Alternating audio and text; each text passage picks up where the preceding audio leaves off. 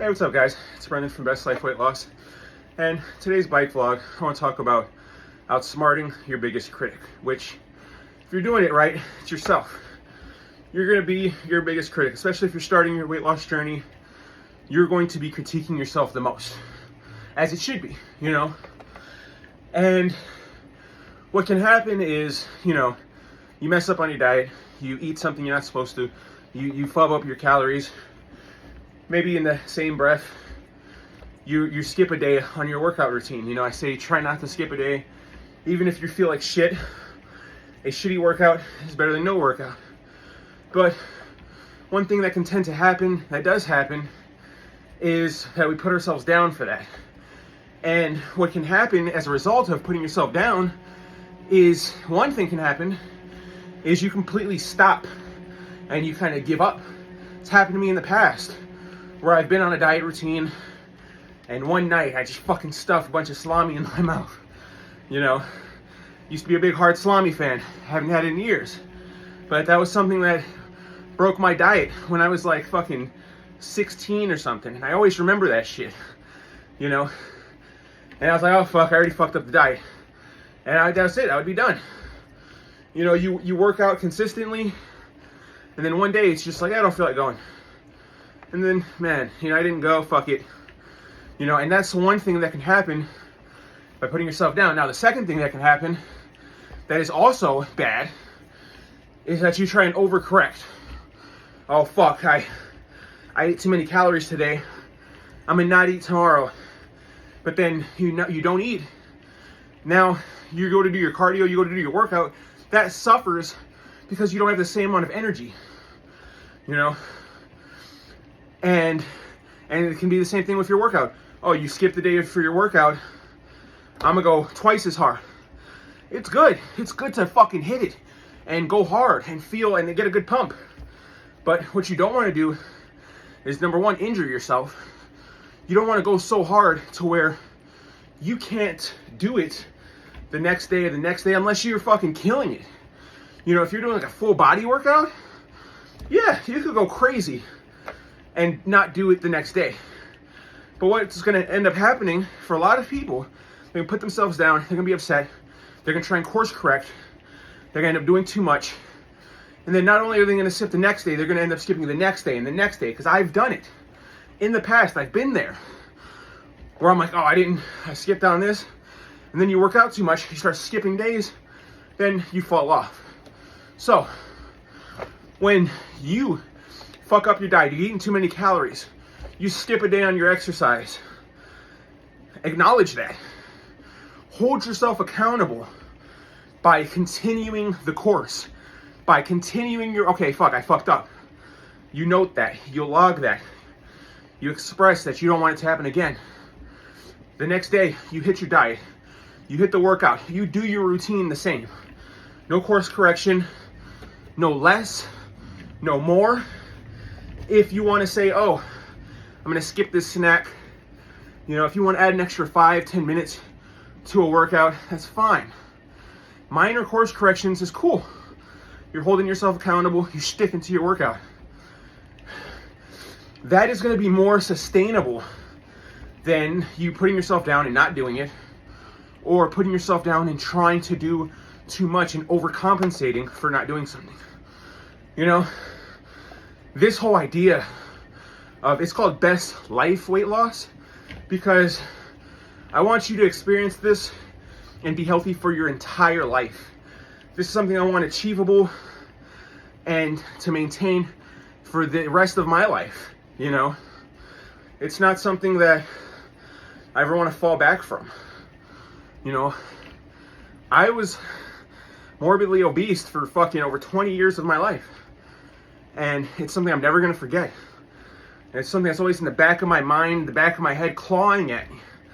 When I think of myself, I still think of the fat me sometimes.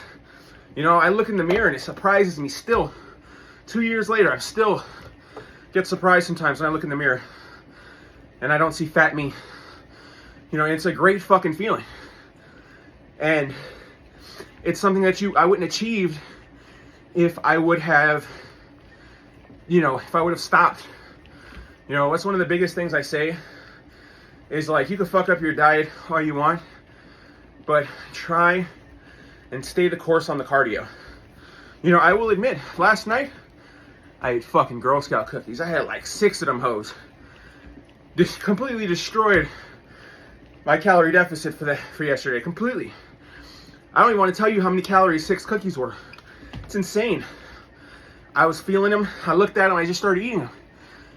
I ate like 3 or 4 before I read the calorie facts. Was dumbfounded at how bad it was. Ate 2 more. You know? Am I disappointed in myself? Yes. But I'm not going to harp on it. I'm not going to let it bring me down. I'm going to say, fuck, man, I fucked up. And now I just have to continue going.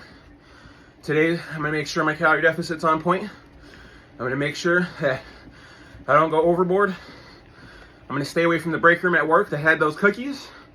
You know, and it's things like that. You know, a way to outsmart your inner critic is to find the flaws in your game, you know? So I acknowledge that, hey, I couldn't control myself when I saw them cookies, so I'm going to eliminate myself seeing those cookies. Doesn't always work for everyone, but it's little aspects like that. Adding little things in, finding out what caused me to, you know, sometimes you're just hungry.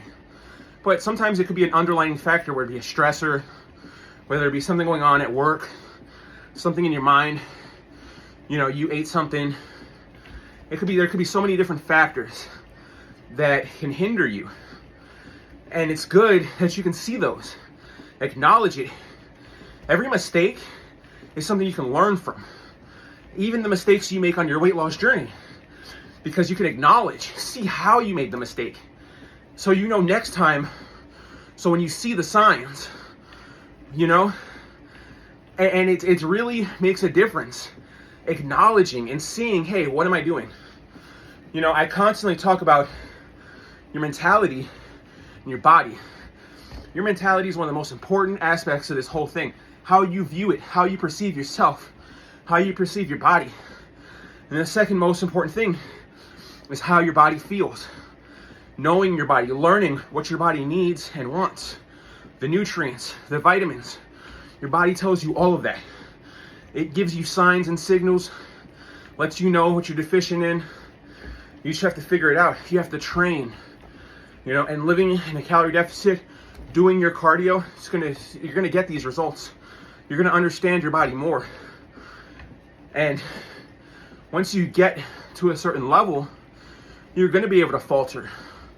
You're gonna be able to misstep. You're gonna be able to eat those fucking 6 cookies like I did, feel like shit about it, and not let it stop you. Not let it hold you back. You know, it's a lot easier to cheat on your diet when you've lost 100-something pounds. You know, that first year, I definitely was super strict with it. You know, but even now, I have my goals set. I have things I want to achieve. So I have to acknowledge the mistakes. 2 years in, I'm still making mistakes, and I'm going to continue making mistakes.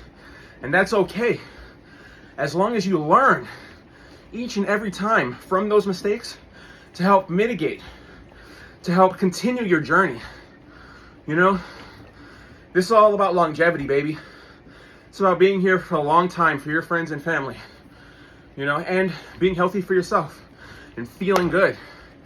You know, but I'm done rambling. I hope you guys get what I'm saying. You know, just you have to be your biggest critic. You also have to be the one that says, hey, it's okay that I fucked up. They have to go hand in hand. You have to learn from your mistakes. I hope you start your weight loss journey today and stay positive, guys.